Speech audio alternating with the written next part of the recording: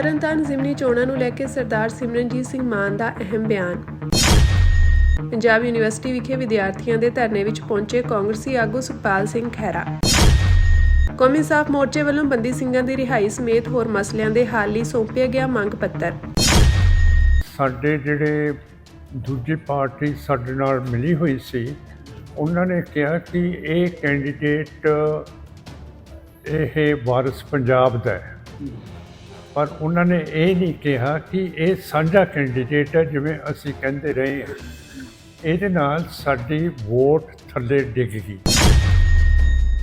ਅਸੀਂ ਸਮਝਦੇ ਹਾਂ ਕਿ ਜੇ ਸਾਰੇ ਅਕਾਲੀ ਇਕੱਠੇ ਹੋ ਜਾਣ ਤਾਂ 27 ਦੇ ਇਲੈਕਸ਼ਨ ਅਸੀਂ ਜਿੱਤ ਸਕਦੇ ਹਾਂ, ਪਰ ਕਿਸੇ ਦੇ ਉੱਤੇ ਸ਼ਰਤ ਨਾ ਲਾਵੇ ਕੋਈ ਕਿ ਮੈਂ ਫਿਰ ਬੀਜੇਪੀ ਤੋਂ ਟੁੱਟ ਜਾਊਂਗਾ, ਫਿਰ ਮੈਂ ਕਾਂਗਰਸ ਤੋਂ ਟੁੱਟ ਜਾਊਂਗਾ, ਮੈਂ ਹੁਣ ਖਾਲਿਸਤਾਨ ਨਹੀਂ ਕਹੂੰਗਾ।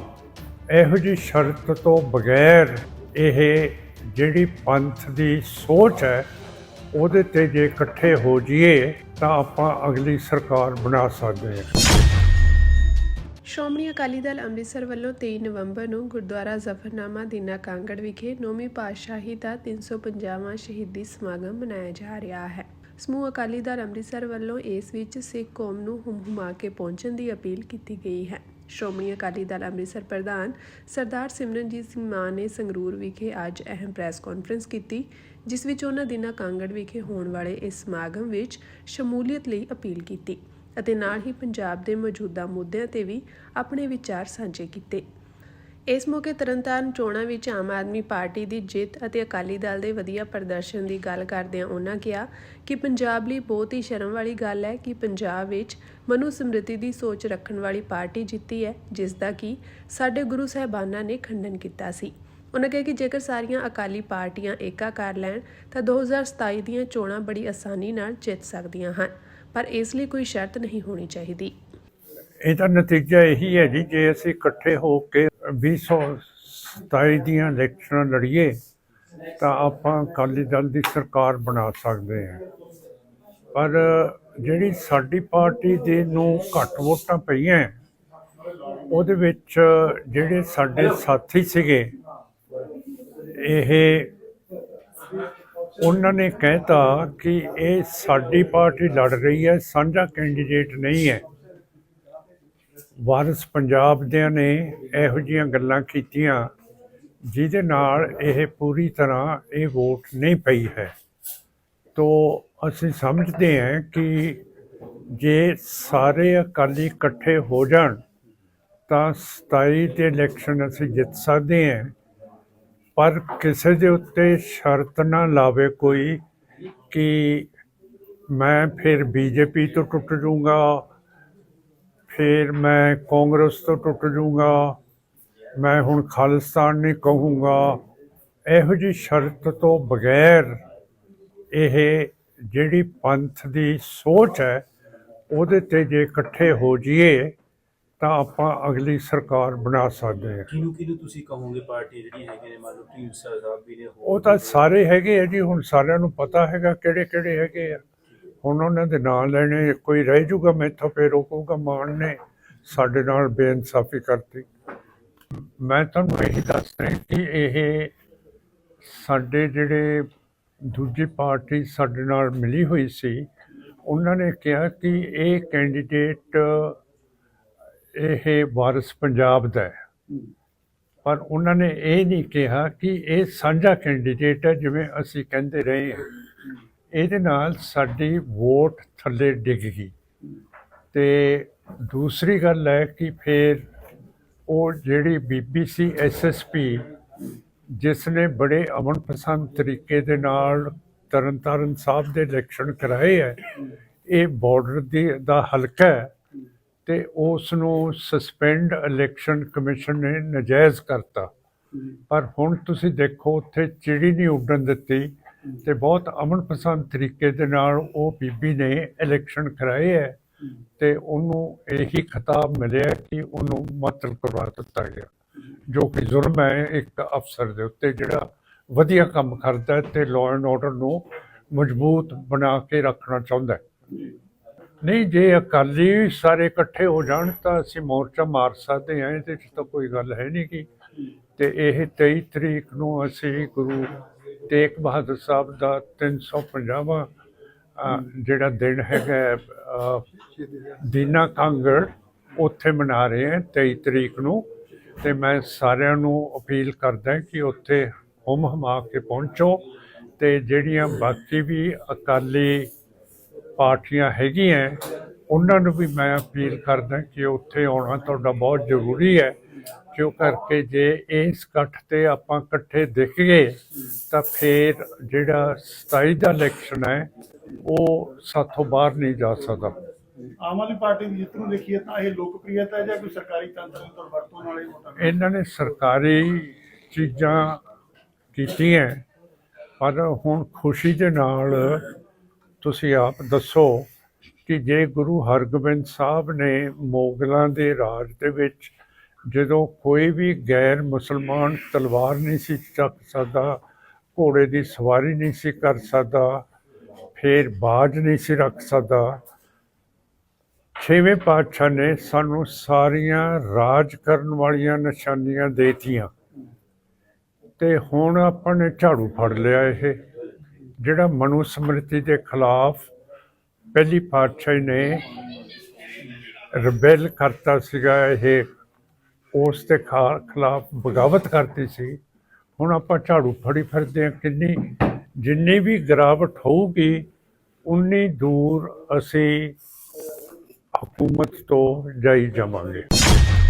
ਅਫਸੋਸ ਇਸ ਗੱਲ ਦਾ ਵਾ ਕਿ ਇਹ ਵਿਦਿਆਰਥੀ ਨੇ, ਇਹਨਾਂ ਨੂੰ ਤਾਂ ਸਗੋਂ ਸਰਕਾਰਾਂ ਜਿਹੜੀਆਂ ਨੇ ਉਹ ਪ੍ਰਮੋਟ ਕਰਦੀਆਂ ਨੇ, ਉਤਸ਼ਾਹਤ ਕਰਦੀਆਂ ਨੇ, ਪੜ੍ਹਾਉਂਦੀਆਂ ਨੇ ਤਾਂ ਕਿ ਦੇਸ਼ ਦਾ ਭਵਿੱਖ ਬਣ ਸਕਣ। ਪਰ ਇਹ ਹੁਣ ਲਗਾਤਾਰ ਇਹਨਾਂ ਨੂੰ ਤੀਜੀ ਵਾਰ ਭੁੰਜੇ ਬਹਿਣਾ ਪੈ ਰਿਹਾ, ਧਰਨੇ ਮਾਰਨੇ ਪੈ ਰਹੇ ਨੇ। ਔਰ ਹੁਣ ਜਿਹੜਾ ਲੇਟੈਸਟ ਹਮਲਾ ਹੋਇਆ ਉਹ ਤਾਂ ਬਿਲਕੁਲ ਹੀ ਉਹਦਾ ਡੈਮੋਕ੍ਰੈਟਿਕ ਕਰੈਕਟਰ ਜਿਹੜਾ ਸੀਗਾ ਉਹਨੂੰ ਬਿਲਕੁਲ ਤਹਿਸ਼ ਨਹਿਸ਼ ਕਰਤਾ। ਸੈਨੇਟ ਦੀ ਨਫਰੀ ਘਟਾਤੀ, ਗ੍ਰੈਜੂਏਟ ਕਨਸਟੀਟੂਐਂਸੀ ਉਡਾਈ ਦਿੱਤੀ ਤਾਂ ਕਿ ਹੁਣ ਸਾਰਾ ਕੁਝ ਜਿਹੜਾ ਨੋਮੀਨੇਸ਼ਨ ਦੇ ਪ੍ਰੋਸੈਸ ਨਾਲ ਚੱਲੇ। ਔਰ ਜੋ ਚਾਂਸਲਰ ਭਾਵ ਕਿ ਕੇਂਦਰ ਸਰਕਾਰ ਜਾਂ ਉੱਥੋਂ ਦੀਆਂ ਅਥਾਰਟੀਜ਼ ਜਿਹੜੀਆਂ ਨੇ ਉਹ ਇਸ ਯੂਨੀਵਰਸਿਟੀ ਨੂੰ ਆਪਣੇ ਰੰਗ ਵਿੱਚ ਰੰਗ ਸਕਣ। ਸੈਨੇਟ ਚੋਣਾਂ ਦੀ ਬਹਾਲੀ ਦੀ ਮੰਗ ਨੂੰ ਲੈ ਕੇ ਪੰਜਾਬ ਯੂਨੀਵਰਸਿਟੀ ਬਚਾਓ ਮੋਰਚੇ ਦਾ ਵਾਈਸ ਚਾਂਸਲਰ ਦਫ਼ਤਰ ਅੱਗੇ ਚੱਲ ਰਿਹਾ ਧਰਨਾ ਅੱਜ 13ਵੇਂ ਦਿਨ ਵੀ ਜਾਰੀ ਰਿਹਾ। ਧਰਨੇ ਵਿੱਚ ਵਿਧਾਇਕ ਸੁਖਪਾਲ ਸਿੰਘ ਖਹਿਰਾ, ਸਾਬਕਾ ਮੰਤਰੀ ਗੁਰਕੀਰਤ ਸਿੰਘ ਕੋਟਲੀ, ਯੂਥ ਅਕਾਲੀ ਦਲ ਦੇ ਪ੍ਰਧਾਨ ਸਰਬਜੀਤ ਸਿੰਘ ਝਿੰਜਰ, SOI ਦੇ ਕੋਆਰਡੀਨੇਟਰ ਗੁਰਪ੍ਰੀਤ ਸਿੰਘ ਰਾਜੂ ਖੰਨਾ, ਐਡਵੋਕੇਟ ਭੀਮ ਵੜੈਚ ਅਤੇ ਐਡਵੋਕੇਟ ਅਮਰਜੀਤ ਸਿੰਘ ਸਮੇਤ ਕਈ ਹੋਰਾਂ ਨੇ ਸ਼ਮੂਲੀਅਤ ਕੀਤੀ। ਬੁਲਾਰਿਆਂ ਨੇ ਵਿਦਿਆਰਥੀਆਂ ਦੇ ਧਰਨੇ ਨੂੰ ਡਟ ਕੇ ਹਿਮਾਇਤ ਦੇਣ ਦਾ ਐਲਾਨ ਕੀਤਾ। ਪੱਤਰਕਾਰਾਂ ਨਾਲ ਗੱਲਬਾਤ ਕਰਦਿਆਂ ਵਿਧਾਇਕ ਖਹਿਰਾ ਨੇ ਕਿਹਾ ਕਿ ਯੂਨੀਵਰਸਿਟੀ ਪੰਜਾਬ ਦੀ ਪਛਾਣ, ਸੱਭਿਆਚਾਰ ਅਤੇ ਹੋਂਦ ਦਾ ਪ੍ਰਤੀਕ ਹੈ। ਇਸ ਨਾਲ ਹਰੇਕ ਪੰਜਾਬੀ ਦੀਆਂ ਭਾਵਨਾਵਾਂ ਜੁੜੀਆਂ ਹੋਈਆਂ ਹਨ। ਪਰ ਦੁੱਖ ਦੀ ਗੱਲ ਹੈ ਕਿ ਯੂਨੀਵਰਸਿਟੀ ਦੀ ਖੁਦਮੁਖਤਿਆਰੀ ਉੱਤੇ ਲਗਾਤਾਰ ਹਮਲੇ ਹੋ ਰਹੇ ਹਨ। ਉਨ੍ਹਾਂ ਕਿਹਾ ਕਿ ਕੇਂਦਰ ਵੱਲੋਂ ਸੈਨੇਟ ਦੀ ਨਫਰੀ ਘਟਾਉਣਾ ਅਤੇ ਗ੍ਰੈਜੂਏਟ ਕਨਸਟੀਚੁਐਂਸੀ ਖਤਮ ਕਰਨ ਦੀ ਕੋਸ਼ਿਸ਼ ਬਹੁਤ ਹੀ ਨਿੰਦਣਯੋਗ ਹੈ। ਇਸ ਮੌਕੇ ਵਿਦਿਆਰਥੀ ਆਗੂਆਂ ਨੇ ਦੁਹਰਾਇਆ ਕਿ ਉਹਨਾਂ ਦਾ ਲੋਕਤੰਤਰੀ ਢੰਗ ਨਾਲ ਵਿੱਢਿਆ ਹੋਇਆ ਸ਼ਾਂਤਮਈ ਸੰਘਰਸ਼ ਉਦੋਂ ਤੱਕ ਜਾਰੀ ਰਹੇਗਾ ਜਦੋਂ ਤੱਕ ਯੂਨੀਵਰਸਿਟੀ ਪ੍ਰਸ਼ਾਸਨ ਸੈਨੇਟ ਚੋਣਾਂ ਲਈ ਅਧਿਕਾਰਤ ਤੌਰ ਤੇ ਲਿਖਤੀ ਸਮਾਂ ਸਾਰਣੀ ਜਾਰੀ ਨਹੀਂ ਕਰਦਾ। ਆਗੂਆਂ ਨੇ ਸਮੂਹਿਕ ਤੌਰ ਤੇ ਪੰਜਾਬ ਯੂਨੀਵਰਸਿਟੀ ਦੀ ਸੈਨੇਟ ਦੀ ਇਤਿਹਾਸਕ ਅਤੇ ਕਾਨੂੰਨੀ ਮਹੱਤਤਾ ਤੇ ਜ਼ੋਰ ਦਿੱਤਾ। ਉਨ੍ਹਾਂ ਕਿਹਾ ਕਿ ਸੈਨੇਟ ਚੋਣਾਂ ਨੂੰ ਭੰਗ ਕਰਨਾ ਜਾਂ ਦੇਰੀ ਕਰਨਾ ਗੈਰ ਸੰਵਿਧਾਨਕ ਹੈ। ਉਨ੍ਹਾਂ ਧਰਨੇ ਵਿੱਚ ਚਾਹ, ਲੰਗਰ ਅਤੇ ਦੁੱਧ ਭੇਜਣ ਲਈ ਪਿੰਡ ਵਾਲਿਆਂ ਤੇ ਹੋਰਾਂ ਦਾ ਧੰਨਵਾਦ ਵੀ ਕੀਤਾ। ਦੂਜੇ ਪਾਸੇ ਵਿਦਿਆਰਥੀ ਆਗੂਆਂ ਨੇ ਪੰਜਾਬ ਯੂਨੀਵਰਸਿਟੀ ਵਿੱਚ 10 ਨਵੰਬਰ ਨੂੰ ਕੀਤੇ ਇਕੱਠ ਬਾਰੇ ਭਾਜਪਾ ਦੇ ਕੇਂਦਰੀ ਮੰਤਰੀ ਰਵਨੀਤ ਬਿੱਟੂ ਦੇ ਬਿਆਨ ਦੀ ਸਖਤ ਸ਼ਬਦਾਂ ਵਿੱਚ ਨਿਖੇਧੀ ਕੀਤੀ ਹੈ। ਉਨ੍ਹਾਂ ਕਿਹਾ ਕਿ ਉਸ ਦਿਨ ਕੈਂਪਸ ਵਿੱਚ ਸਿਰਫ ਇੱਕ ਸਟੇਜ ਹੀ ਚਲਾਈ ਗਈ ਸੀ ਅਤੇ ਇਕੱਠ ਵਿੱਚ ਜਿੰਨੇ ਵੀ ਲੋਕ ਸ਼ਾਮਿਲ ਹੋਏ ਉਹ ਸਾਰੇ ਪੰਜਾਬ ਯੂਨੀਵਰਸਿਟੀ ਬਚਾਉਣ ਲਈ ਚਿੰਤਤ ਸਨ। ਇਹ ਸਾਡਾ ਬੜਾ ਹੀ ਮਹੱਤਵਪੂਰਨ ਇਸ਼ੂ ਹੈ ਜੀ। ਪੰਜਾਬ ਦੀ ਆਈਡੈਂਟੀਟੀ, ਪੰਜਾਬ ਦੀ ਸੱਭਿਅਤਾ, ਪੰਜਾਬ ਦੀ ਜਿਹੜੀ ਹੋਂਦ ਆ ਉਹਦਾ ਪ੍ਰਤੀਕ ਹੈ ਪੰਜਾਬ ਯੂਨੀਵਰਸਿਟੀ ਚੰਡੀਗੜ੍ਹ ਜੀ। 133 ਸਾਲ ਪੁਰਾਣੀ ਯੂਨੀਵਰਸਿਟੀ, ਬਲਕਿ ਦੇਸ਼ ਦਾ ਪ੍ਰੀਮੀਅਰ ਇੰਸਟੀਟਿਊਸ਼ਨ ਹੈ। ਲਾਹੌਰ 'ਚ ਸਥਾਪਿਤ ਹੋ ਕੇ ਇੱਥੇ ਚੰਡੀਗੜ੍ਹ ਵਿੱਚ ਮੁੜ ਕੇ ਪਾਰਟੀਸ਼ਨ ਤੋਂ ਬਾਅਦ ਸਥਾਪਿਤ ਹੋਇਆ। ਇਹਦੇ 'ਚ ਪੰਜਾਬ ਦੀ ਮੈਂ ਜਿੱਦਾਂ ਕਿਹਾ ਕਿ ਜਜ਼ਬਾਤ ਪਲਦੇ ਨੇ ਔਰ ਇਹਦੇ ਨਾਲ ਹਰ ਪੰਜਾਬ ਦੇ ਵਿਅਕਤੀ ਦਾ, ਹਰ ਜੀ ਹੋਸ਼ ਵਿਅਕਤੀ ਦਾ ਦੇ ਸੈਂਟੀਮੈਂਟਸ ਜਿਹੜੇ ਜੁੜੇ ਨੇ। ਅਫਸੋਸ ਇਸ ਗੱਲ ਦਾ ਵਾ ਕਿ ਇਹ ਵਿਦਿਆਰਥੀ ਨੇ, ਇਹਨਾਂ ਨੂੰ ਤਾਂ ਸਗੋਂ ਸਰਕਾਰਾਂ ਜਿਹੜੀਆਂ ਨੇ ਉਹ ਪ੍ਰਮੋਟ ਕਰਦੀਆਂ ਨੇ, ਉਤਸ਼ਾਹਤ ਕਰਦੀਆਂ ਨੇ, ਪੜ੍ਹਾਉਂਦੀਆਂ ਨੇ ਤਾਂ ਕਿ ਦੇਸ਼ ਦਾ ਭਵਿੱਖ ਬਣ ਸਕਣ। ਪਰ ਇਹ ਹੁਣ ਲਗਾਤਾਰ ਇਹਨਾਂ ਨੂੰ ਤੀਜੀ ਵਾਰ ਭੁੰਜੇ ਬਹਿਣਾ ਪੈ ਰਿਹਾ, ਧਰਨੇ ਮਾਰਨੇ ਪੈ ਰਹੇ ਨੇ ਔਰ ਬੜੀਆਂ ਵਾਜਬ ਮੰਗਾਂ, ਕਿਉਂਕਿ ਹਰ ਵਾਰ ਅਸੀਂ ਦੇਖਿਆ ਕਿ ਇਸ ਯੂਨੀਵਰਸਿਟੀ ਦੀ ਆਟੋਨਮੀ ਤੇ ਹਮਲਾ ਕੀਤਾ ਗਿਆ ਵਾ ਐਸਟੈਬਲਿਸ਼ਮੈਂਟ ਵੱਲੋਂ। ਐਸਟੈਬਲਿਸ਼ਮੈਂਟ ਮੈਨੇ ਸਟੇਟ ਮੈਨੇ ਕੇਂਦਰ ਸਰਕਾਰ ਔਰ ਸਾਡੀ ਆਪਣੀ ਪੰਜਾਬ ਸਰਕਾਰ ਵੀ ਇਹਦੇ ਵਿੱਚ ਮੂਕ ਦਰਸ਼ਕ ਬਣ ਕੇ ਬੈਠੀ ਰਹੀ ਹੈ। ਔਰ ਹੁਣ ਜਿਹੜਾ ਲੇਟੈਸਟ ਹਮਲਾ ਹੋਇਆ ਉਹ ਤਾਂ ਬਿਲਕੁਲ ਹੀ ਉਹਦਾ ਡੈਮੋਕ੍ਰੈਟਿਕ ਕਰੈਕਟਰ ਜਿਹੜਾ ਸੀਗਾ ਉਹਨੂੰ ਬਿਲਕੁਲ ਤਹਿਸ਼-ਨਹਿਸ਼ ਕਰਤਾ। ਸੈਨੇਟ ਦੀ ਨਫਰੀ ਘਟਾਤੀ, ਗ੍ਰੈਜੂਏਟ ਕਨਸਟੀਟੂਐਂਸੀ ਉਡਾਈ ਦਿੱਤੀ ਤਾਂ ਕਿ ਹੁਣ ਸਾਰਾ ਕੁਝ ਜਿਹੜਾ ਨੋਮੀਨੇਸ਼ਨ ਦੇ ਪ੍ਰੋਸੈਸ ਨਾਲ ਚੱਲੇ ਔਰ ਜੋ ਚਾਂਸਲਰ ਭਾਵ ਕਿ ਕੇਂਦਰ ਸਰਕਾਰ ਜਾਂ ਉੱਥੋਂ ਦੀਆਂ ਅਥਾਰਟੀਆਂ ਜਿਹੜੀਆਂ ਨੇ ਉਹ ਇਸ ਯੂਨੀਵਰਸਿਟੀ ਨੂੰ ਆਪਣੇ ਰੰਗ ਵਿੱਚ ਰੰਗ ਸਕਣ। ਇਹਦਾ ਕੈਰੀਕੁਲਮ, ਇਹਦੀ ਵਿਦਿਆ ਦੀ ਪ੍ਰਣਾਲੀ ਨੂੰ ਡਿਸਟਰਬ ਕੀਤਾ ਗਿਆ ਵਾ ਔਰ ਇਹ ਜਿਹੜੀ ਜੋ ਕੁਝ ਇੱਥੇ ਪਿਛਲੇ ਦਿਨਾਂ ਵਿੱਚ ਹੋਇਆ ਉਹਦੀ ਅਸੀਂ ਸਖਤ ਸ਼ਬਦਾਂ 'ਚ ਨਿਖੇਧੀ ਕਰਦੇ ਹਾਂ ਔਰ ਬਹੁਤ ਵੱਡਾ ਇਕੱਠ ਪੰਜਾਬ ਦੇ ਲੋਕਾਂ ਨੇ, ਬਲਕਿ ਮੈਂ ਹਰਿਆਣੇ ਦੇ ਲੋਕਾਂ ਦੀ ਤਾਰੀਫ ਕਰੂੰਗਾ। ਇੱਥੇ ਹਰਿਆਣੇ ਦਾ ਇੱਕ ਨੌਜਵਾਨ ਬਹੁਤ ਅੱਛਾ ਬੋਲਿਆ ਉਦਣ, ਜਿਹੜਾ ਆਰਗੈਨਿਕ ਹਰਿਆਣਾ ਵਾ ਉਹ ਸਾਡੇ ਨਾਲ ਆ। ਜਿਹੜੇ ਸ਼ਰਾਰਤੀ ਅੰਸਰ ਨੇ, ਜਿਹੜੇ ਉਹਨਾਂ ਦੀਆਂ ਆਪਣੀਆਂ ਫਰੰਟਲ ਆਰਗੇਨਾਈਜੇਸ਼ਨਸ ਨੇ, ਉਹ ਇਸ ਗੱਲ ਦਾ ਵਿਰੋਧ ਕਰਨਗੇ। ਇਹ ਕੁਦਰਤੀ ਹੈਗੀ ਗੱਲ। ਤਾਂ ਹੁਣ ਕੇਂਦਰ ਸਰਕਾਰ ਨੇ ਪੰਜਾਬ ਯੂਨੀਵਰਸਿਟੀ ਦੇ ਵੱਖ-ਵੱਖ 17 ਜਥੇਬੰਦੀਆਂ ਦੇ ਅੱਗੇ ਜਿਹੜਾ ਇਹ ਗੱਲ ਸਵੀਕਾਰ ਕੀਤੀ ਕਿ ਸਾਡੇ ਤੋਂ ਨੋਟੀਫਿਕੇਸ਼ਨ 28 ਅਕਤੂਬਰ ਦੀ ਐਰੋਨੀਅਸ ਹੋਈ ਹੈ, ਗਲਤ ਹੋਈ ਹੈ, ਅਸੀਂ ਉਸ ਨੂੰ ਵਿਡਰਾਅ ਕਰਦੇ ਹਾਂ। ਹਾਲਾਂਕਿ ਵਿੱਚ ਫਲਿਪ ਫਲॉप ਵੀ ਕੀਤਾ, 2 ਵਾਰ ਸ਼ਰਾਰਤ ਕੀਤੀ ਗਈ।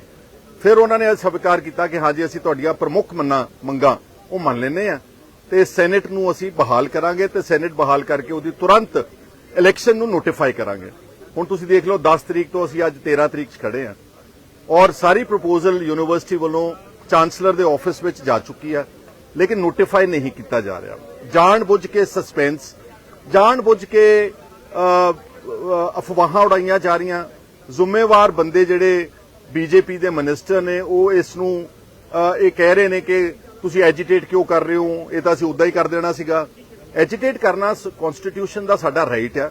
ਜਦ ਪੰਜਾਬ ਦੇ ਨਾਲ ਕੋਈ ਜ਼ਿਆਦਤੀ ਹੁੰਦੀ ਹੈ ਉਹ ਸਾਡਾ ਅਧਿਕਾਰ ਹੈ, ਅਸੀਂ ਬੋਲਣਾ ਵਾ, ਅਸੀਂ ਇਕੱਠ ਵੀ ਕਰਨਾ। ਔਰ ਦੇਖੋ ਤੁਸੀਂ ਇਕੱਠ ਹੋਇਆ ਜਿਹੜਾ 10 ਤਰੀਕ ਦਾ ਉਹ ਬਹੁਤ ਪੀਸਫੁਲ, ਕਿਸੇ ਨੂੰ ਝਰੀਟ ਨਹੀਂ ਆਈ। ਹਾਲਾਂਕਿ ਪੁਲਿਸ ਨੇ ਸਾਰੇ ਗੇਟ ਬੰਦ ਕਰਕੇ ਪ੍ਰੋਵੋਕ ਕੀਤਾ ਔਰ ਉੱਥੇ ਮਿਸਬਿਹੇਵ ਕੀਤਾ, ਸਟੂਡੈਂਟਸ ਦੇ ਖਿੱਚਤੋਂ ਕੀਤੀ।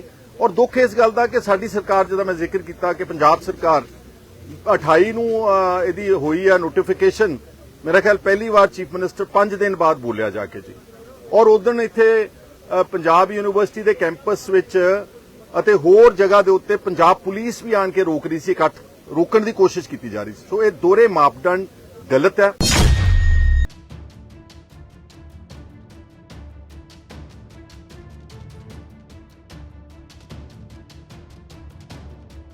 ਬੰਦੀ ਸਿੰਘਾਂ ਦੀ ਰਿਹਾਈ ਲਈ ਲੱਗੇ ਕੌਮੀ ਇਨਸਾਫ ਮੋਰਚੇ ਵੱਲੋਂ ਅੱਜ ਦਿੱਲੀ ਵਿਖੇ ਪਹੁੰਚ ਕੇ ਆਪਣਾ ਰੋਸ ਪ੍ਰਗਟ ਕਰਨ ਅਤੇ ਬੰਦੀ ਸਿੰਘਾਂ ਦੀ ਰਿਹਾਈ ਲਈ ਮੰਗ ਪੱਤਰ ਸੌਂਪਣ ਦਾ ਪ੍ਰੋਗਰਾਮ ਉਲੀਕਿਆ ਗਿਆ ਸੀ।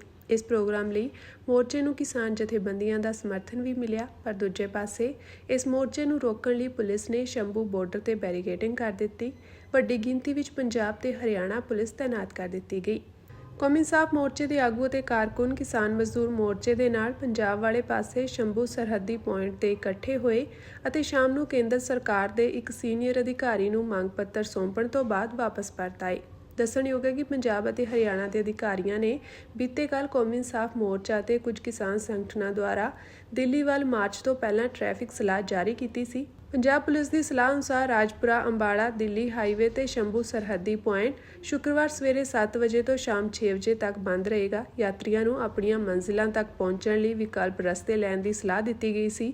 ਦੱਸ ਦਈਏ ਕਿ ਕੌਮੀ ਇਨਸਾਫ ਮੋਰਚਾ ਬੰਦੀ ਸਿੰਘਾਂ ਦੀ ਰਿਹਾਈ ਦੀ ਮੰਗ ਕਰ ਰਿਹਾ ਹੈ ਕਿਉਂਕਿ ਉਹ ਆਪਣੀਆਂ ਸਜ਼ਾਵਾਂ ਪੂਰੀਆਂ ਕਰਨ ਦੇ ਬਾਵਜੂਦ ਕੈਦ ਵਿੱਚ ਹਨ। ਕੌਮੀ ਇਨਸਾਫ ਮੋਰਚੇ ਦੇ ਆਗੂ ਕਿਸਾਨ ਮਜ਼ਦੂਰ ਜਥੇਬੰਦੀਆਂ ਦੇ ਨਾਲ ਸਵੇਰੇ ਸ਼ੰਭੂ ਟੋਲ ਬੈਰੀਅਰ ਤੇ ਪਹੁੰਚੇ। ਅੰਬਾਲਾ ਪੁਲਿਸ ਦੁਆਰਾ ਸ਼ੰਭੂ ਸਰਹੱਦ ਦੇ ਹਰਿਆਣਾ ਵਾਲੇ ਪਾਸੇ ਭਾਰੀ ਬੈਰੀਕੇਡਿੰਗ ਕੀਤੀ ਗਈ ਸੀ ਅਤੇ ਉਹਨਾਂ ਨੂੰ ਅੱਗੇ ਵਧਣ ਦੀ ਆਗਿਆ ਨਹੀਂ ਦਿੱਤੀ ਗਈ।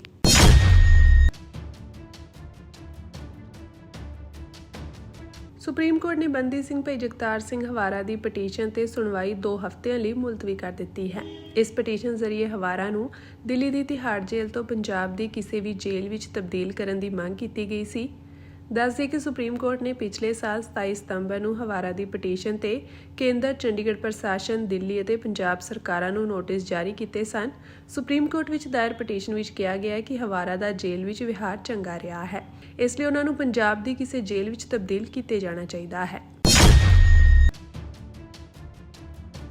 ਪੰਜਾਬ ਯੂਨੀਵਰਸਿਟੀ ਸੈਨੇਟ ਚੋਣਾਂ ਨੂੰ ਲੈ ਕੇ ਪੰਜਾਬ ਅਤੇ ਹਰਿਆਣਾ ਹਾਈ ਕੋਰਟ ਨੇ ਕੇਂਦਰ ਸਰਕਾਰ ਸਮੇਤ ਪੀਯੂ ਨੂੰ ਆਦੇਸ਼ ਜਾਰੀ ਕਰਦਿਆਂ ਕਿਹਾ ਕਿ ਪੀਯੂ ਸੈਨੇਟ ਚੋਣਾਂ ਜਲਦ ਤੋਂ ਜਲਦ ਕਰਵਾਈਆਂ ਜਾਣ। ਪੀਯੂ ਸੈਨੇਟ ਦਾ ਕਾਰਜਕਾਲ ਅਕਤੂਬਰ 2024 ਵਿੱਚ ਖਤਮ ਹੋ ਗਿਆ ਸੀ। ਚੋਣਾਂ ਲਈ ਅਜੇ ਤੱਕ ਕੋਈ ਵੀ ਨੋਟੀਫਿਕੇਸ਼ਨ ਜਾਰੀ ਨਹੀਂ ਕੀਤਾ ਗਿਆ ਸੀ। ਦਰਅਸਲ ਪੰਜਾਬ ਯੂਨੀਵਰਸਿਟੀ ਦੀਆਂ ਸੈਨੇਟ ਚੋਣਾਂ ਜਲਦੀ ਤੋਂ ਜਲਦੀ ਕਰਵਾਉਣ ਦੀ ਮੰਗ ਕਰਦਿਆਂ ਪਿਛਲੇ ਸਾਲ ਇੱਕ ਪਟੀਸ਼ਨ ਪੰਜਾਬ ਅਤੇ ਹਰਿਆਣਾ ਹਾਈ ਕੋਰਟ ਵਿੱਚ ਦਾਇਰ ਕੀਤੀ ਗਈ ਸੀ। ਉਸੇ ਪਟੀਸ਼ਨ ਵਿੱਚ ਹੁਣ ਅਰਜ਼ੀ ਦਾਇਰ ਕੀਤੀ ਗਈ ਸੀ। ਪਟੀਸ਼ਨ ਵਿੱਚ ਪੀਯੂ ਦੇ vice chancellor, registrar, PU chancellor ਅਤੇ ਕੇਂਦਰ ਅਤੇ ਪੰਜਾਬ ਸਰਕਾਰ ਨੂੰ ਧਿਰ ਬਣਾਇਆ ਗਿਆ ਸੀ। ਪਿਛਲੇ ਸਾਲ ਦਾਇਰ ਪਟੀਸ਼ਨ ਵਿੱਚ ਕਿਹਾ ਗਿਆ ਸੀ ਕਿ ਪੰਜਾਬ ਯੂਨੀਵਰਸਿਟੀ ਸੈਨੇਟ ਦੀ ਮਿਆਦ ਅਕਤੂਬਰ 2024 ਵਿੱਚ ਖਤਮ ਹੋ ਗਈ ਸੀ, ਪਰ ਅਜੇ ਤੱਕ ਚੋਣਾਂ ਨਹੀਂ ਹੋਈਆਂ ਹਨ, ਜਦੋਂ ਕਿ ਇਹ ਚੋਣਾਂ ਪੰਜਾਬ ਯੂਨੀਵਰਸਿਟੀ ਐਕਟ ਦੇ ਤਹਿਤ ਸੈਨੇਟ ਦੀ ਮਿਆਦ ਖਤਮ ਹੋਣ ਤੋਂ ਪਹਿਲਾਂ ਹੋਣੀਆਂ ਚਾਹੀਦੀਆਂ ਸਨ। ਅਜੇ ਵੀ ਪਤਾ ਨਹੀਂ ਲੱਗ ਰਿਹਾ ਕਿ ਚੋਣਾਂ ਕਦੋਂ ਹੋਣਗੀਆਂ। ਦੱਸਦੇ ਕਿ ਪੰਜਾਬ ਯੂਨੀਵਰਸਿਟੀ ਵਿੱਚ ਸੈਨੇਟ ਚੋਣਾਂ ਨੂੰ ਲੈ ਕੇ ਪਿਛਲੇ ਲਗਭਗ 13 ਦਿਨਾਂ ਤੋਂ ਧਰਨਾ ਪ੍ਰਦਰਸ਼ਨ ਚੱਲ ਰਿਹਾ। ਵਿਦਿਆਰਥੀਆਂ ਨੇ ਕਿਹਾ ਕਿ ਉਹਨਾਂ ਦਾ ਵਿਰੋਧ ਉਦੋਂ ਤੱਕ ਜਾਰੀ ਰਹੇਗਾ ਜਦੋਂ ਤੱਕ ਚੋਣ ਨੋਟੀਫਿਕੇਸ਼ਨ ਜਾਰੀ ਨਹੀਂ ਹੋ ਜਾਂਦਾ। ਹਾਲਾਂਕਿ ਕੇਂਦਰ ਸਰਕਾਰ ਨੇ ਬਾਅਦ ਵਿੱਚ 28 ਅਕਤੂਬਰ ਨੂੰ ਸੈਨੇਟ ਅਤੇ ਸਿੰਡੀਕੇਟ ਨੂੰ ਭੰਗ ਕਰਨ ਦਾ ਨੋਟੀਫਿਕੇਸ਼ਨ ਜਾਰੀ ਕੀਤਾ ਸੀ।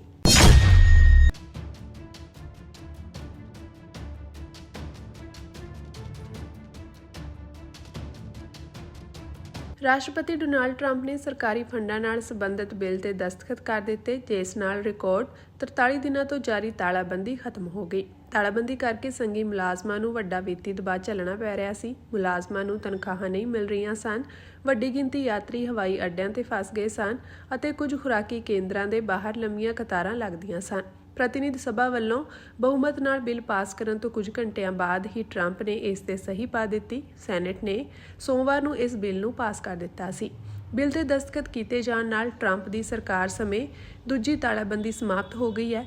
ਇਸ ਤਾਲਾਬੰਦੀ ਨੇ ਵਾਸ਼ਿੰਗਟਨ ਵਿੱਚ ਪੱਖਪਾਤੀ ਵੰਡ ਨੂੰ ਹੋਰ ਹਵਾ ਦਿੱਤੀ, ਕਿਉਂਕਿ ਟਰੰਪ ਪ੍ਰਸ਼ਾਸਨ ਨੇ ਇੱਕ ਤਰਫਾ ਕਾਰਵਾਈ ਕੀਤੀ, ਜਿਸ ਵਿੱਚ ਪ੍ਰੋਜੈਕਟਾਂ ਨੂੰ ਰੱਦ ਕਰਨਾ ਅਤੇ ਫੈਡਰਲ ਮੁਲਾਜ਼ਮਾਂ ਨੂੰ ਨੌਕਰੀ ਤੋਂ ਕੱਢਣ ਦੀ ਕੋਸ਼ਿਸ਼ ਕਰਨਾ ਸ਼ਾਮਲ ਸੀ, ਤਾਂ ਜੋ ਡੈਮੋਕ੍ਰੇਟਸ ਦੇ ਮੰਗਾਂ ਨੂੰ ਲੈ ਕੇ ਨਰਮ ਰੁਖ ਅਪਣਾਉਣ ਲਈ ਦਬਾਅ ਬਣਾਇਆ ਜਾ ਸਕੇ। ਤਾਲਾਬੰਦੀ ਕਾਰਨ ਸੰਸਦ ਵਿੱਚ 19 ਸਤੰਬਰ ਤੋਂ ਬਾਅਦ ਕੋਈ ਕੰਮਕਾਜ ਨਹੀਂ ਹੋ ਸਕਿਆ। ਉਂਝ ਡੈਮੋਕ੍ਰੈਟਿਕ ਆਗੂ ਹਕੀਮ ਜ਼ੈਫਰੀਜ਼ ਨੇ ਕਿਹਾ ਕਿ ਜੰਗ ਹਾਲੇ ਖਤਮ ਨਹੀਂ ਹੋਈ ਹੈ, ਇਹ ਹੁਣ ਸ਼ੁਰੂ ਹੋਵੇਗੀ। ਭਾਵੇਂ ਵੋਟ ਉਹਨਾਂ ਦੇ ਪੱਖ ਵਿੱਚ ਨਾ ਪੈਣ, ਪਰ ਉਹ ਸਬਸਿਡੀ ਵਿਸਥਾਰ ਤੋਂ ਪਿਛਾਂਹ ਨਹੀਂ ਹਟਣਗੇ।